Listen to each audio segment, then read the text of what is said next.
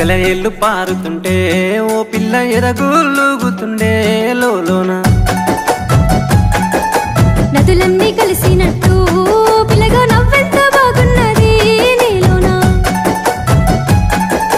గాజుల సప్పులు గలుగల్లు మోగంగా గజ్జెల పట్టీలు గంతేసి ఆడంగా వరిగడ్డి మోపు ఎత్తి ఓ పిల్ల వయ్యారి నడుము పవే ఈ వేళ